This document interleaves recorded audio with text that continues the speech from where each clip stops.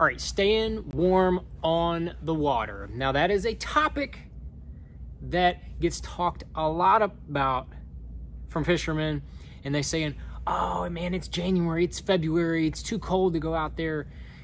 Well, unless you're in Florida, it could be warm, and if it is, I'm very envious. But if you live in the middle part of the state, the country, of the states, or you live up in the north, you are gonna probably fish in the cold. And when I say cold, 50 degrees can be cold, 40 degrees is definitely cold, 30 degrees is for sure cold, and there are times when I have fished in the 20s. Yes, you have to deal with ice and all that, but that is a whole nother topic of conversation. But we are just gonna keep our bodies warm, and I'm gonna tell you my system, kind of walk you through all the things that I do. First of all, you cannot bring too many clothes. You can take them off, but if you don't have more clothes to put on, then you will get cold. So that is like rule number one. Always bring plenty of clothes. You can always take them off. Like I said, you can always take them off. And then if it's raining or chance of rain, whatever, do not get wet. That is a really, really good way to get hypothermia. Do not get wet. Even if you're not in the water, if you get wet, you can get hypothermia in the boat. Not cool, not good. So let's start with our feet. If it's below, I would say 45 degrees is kind of my mark to wear insulated boots. That's right, you can see them right behind me. Get yourself a pair of insulated boots. These are just Under Armour ones. I got them years ago and I really like them, but they've got 1,000 grams of insulation. Now, when you're bass fishing, you're not gonna be, or any other kind of fishing, you're not gonna be running around and like getting a lot of sweat to where your feet are gonna get hot in these.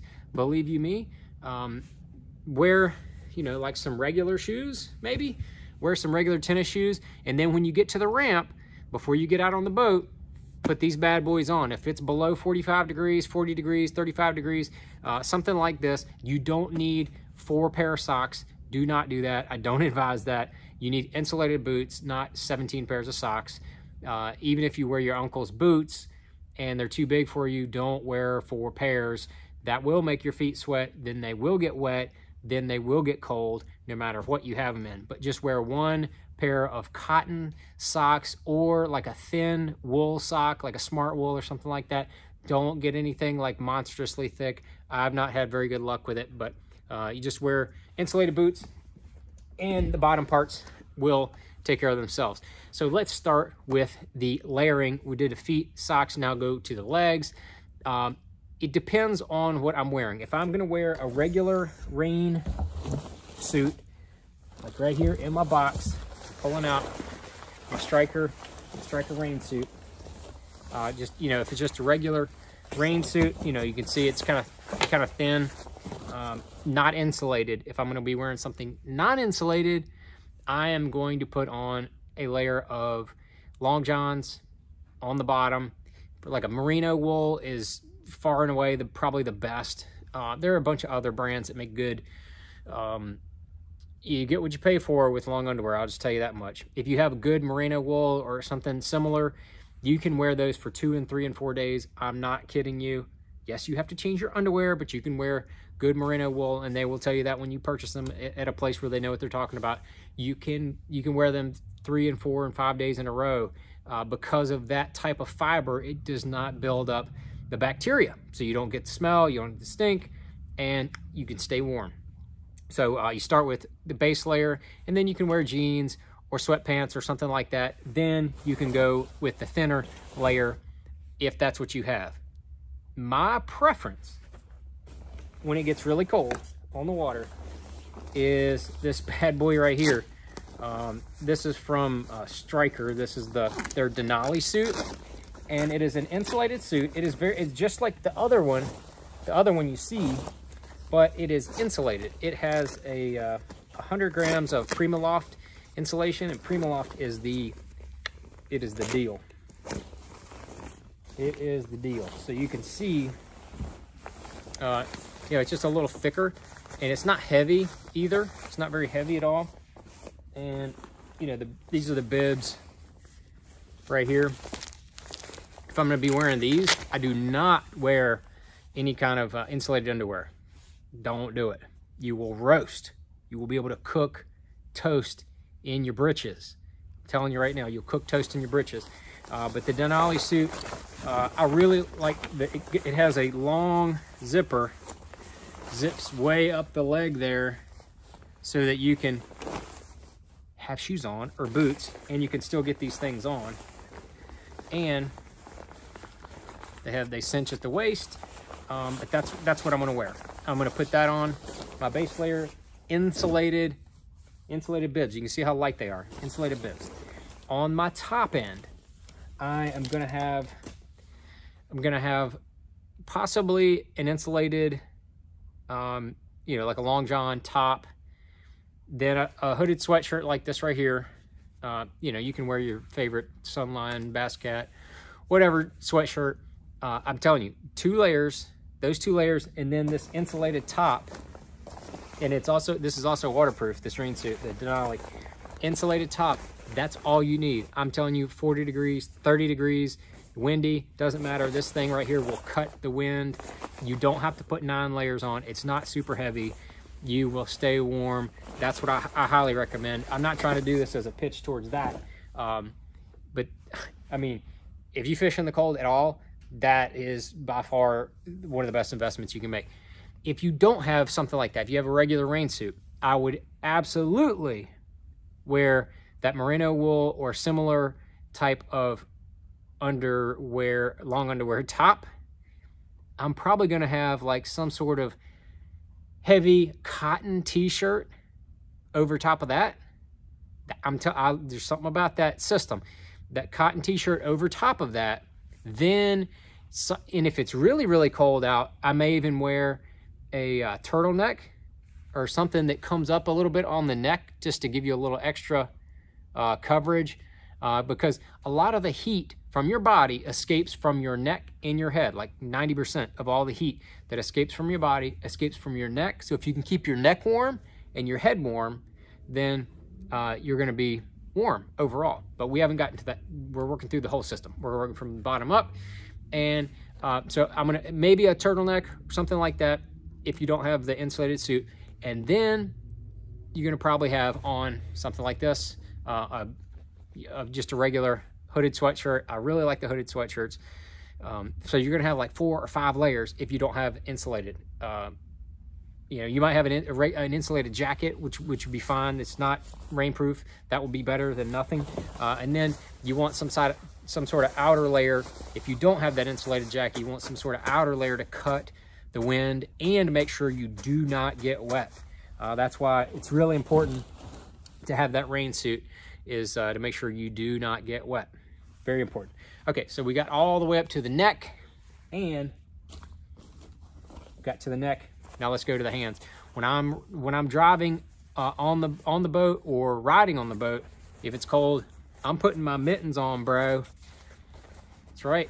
Striker's got these mittens. I mean, a bunch, you know, any kind of good ski mitten is a good way to go to stay warm with your hands. And then you can pop them out real easy. You see how quickly they go on and off. On, off. That's what I use right there. I have got a helmet, which I'm going to show you. I'm going to dig it out of here. Show you that bad boy. Now, I've seen a lot of people wear the helmets when they drive the boat in the cold. I do not do that unless it's raining. If it's raining, I don't care if it's 20 degrees, 30 degrees, 70 degrees, 90 degrees, 100 degrees. If it's hard raining, I'm putting that bad boy on my noggin, because it is like riding in a car, and it is the deal. If you drive a boat, a bass boat, I don't like the face shield things, the little face cover things, because they vibrate. I feel like I'm gonna have a seizure when I'm driving them. I do not like them at all. This is so much more comfortable. Yeah, but not everybody has a big boat. I get it. But if you're gonna go fast in a Bass Cat or similar, you may wanna invest in a good helmet like that. We'll put her back in there.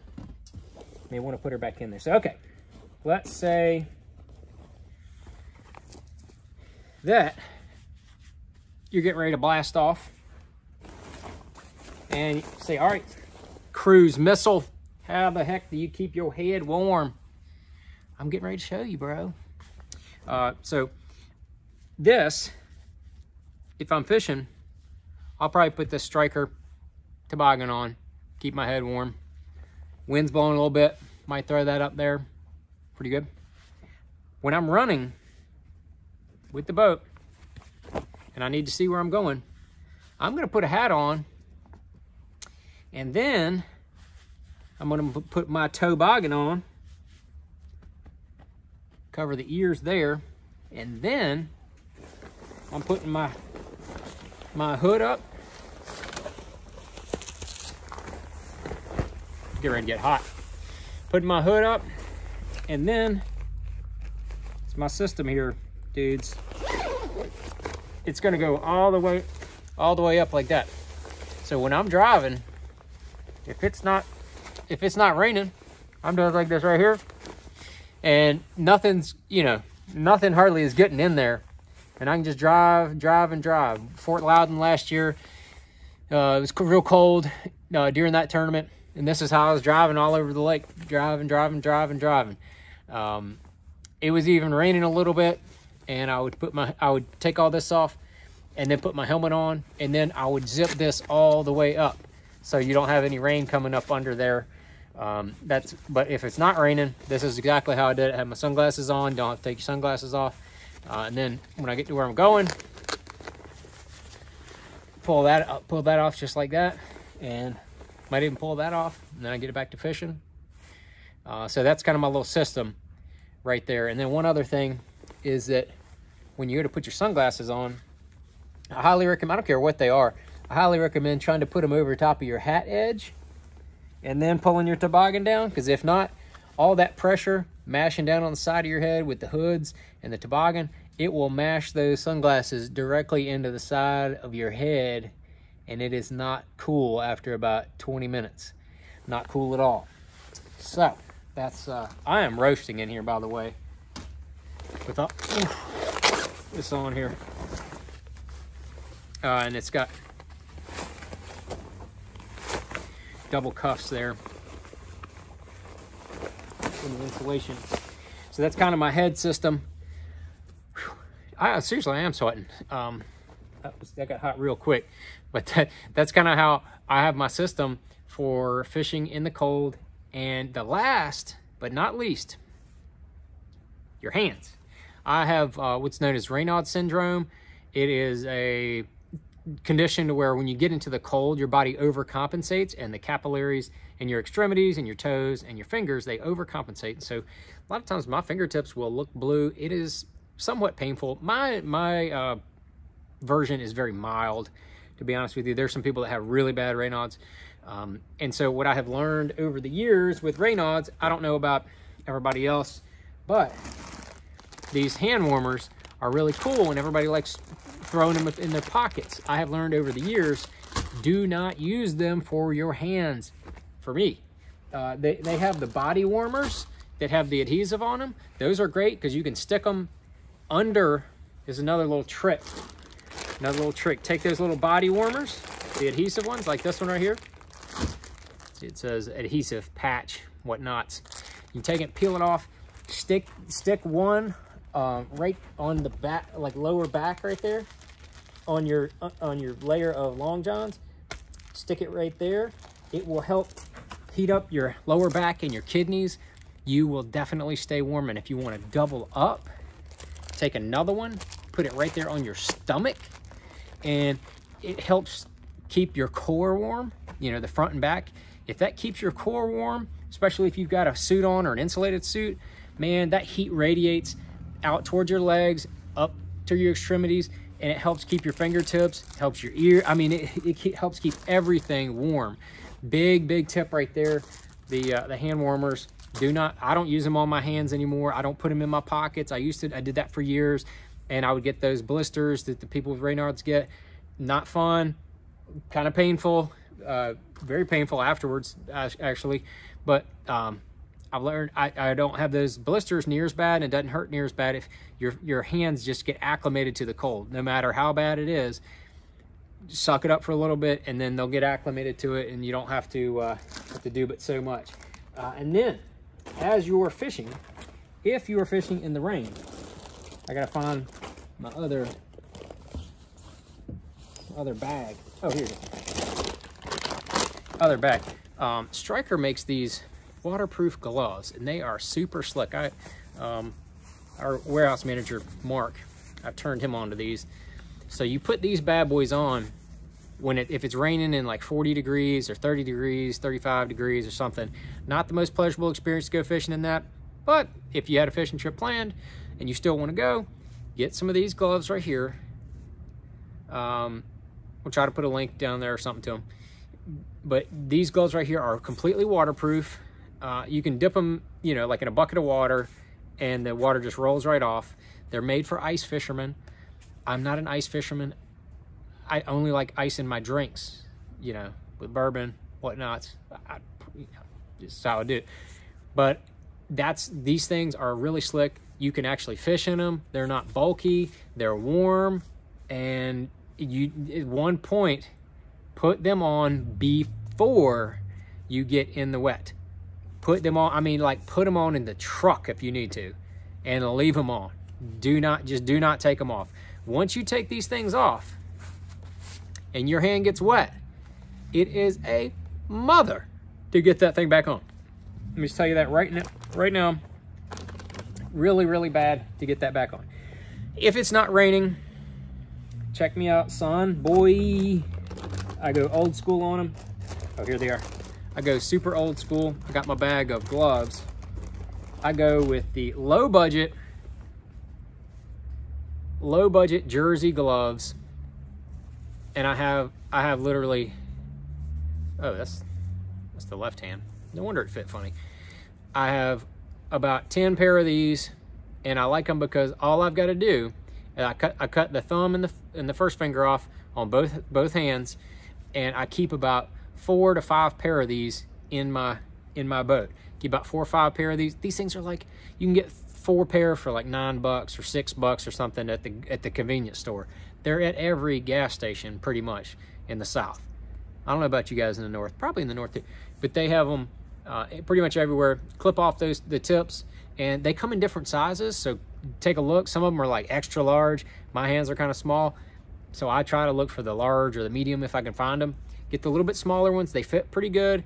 And after you're fishing for a while, I'm talking like if it's not raining, after you fish for probably 45 minutes or so, holding the reel as you're fishing, the water that drips off of the reel will get the glove wet, and then it'll get cold.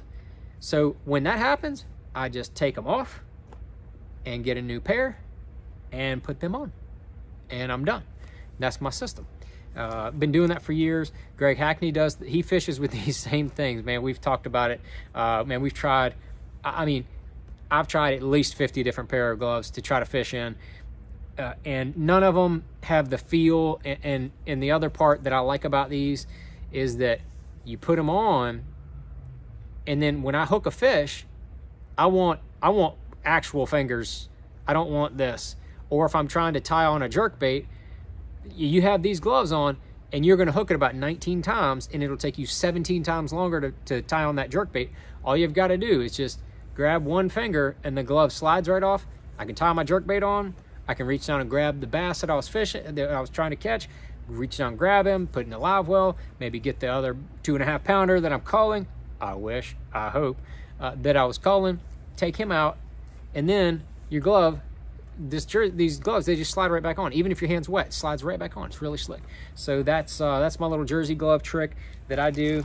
And I mean, I've tried the most expensive gloves, and the key is they don't slip on and off quickly and easily like those old school jersey gloves do. So that's my 2 cents, and that's my system from foot to lower layer, middle layer, suit, hat. Don't get wet. And also, if you're fishing in the cold, be sure to bring an extra pair of clothes. Pair of underwear, pair of pants, pair of socks, a shirt, and a sweatshirt. Bring that just in case you fall in the water and all that stuff gets wet. Hypothermia can set in real quick. If it's in the 30s, I mean, it can set in. You can be in the water for 2 seconds. I don't care how warm or cold the water is. You get out. First of all, your sack's probably going to sink up into your body because you're going to be so cold. After you realize that just happened, you are probably going to want to get out of those wet clothes, dry off as best you can, put those dry clothes back on, and I'm telling you, it could save your life if you're not anywhere near the bank or you have a tough situation. So always carry that extra set of clothes. I keep the extra set of clothes in the back of my boat. So hopefully that can help you stay warm and have a comfortable day the next time you have to go out on the water with a very, very cold forecast. Don't be afraid. Go fishing. You can catch some big ones.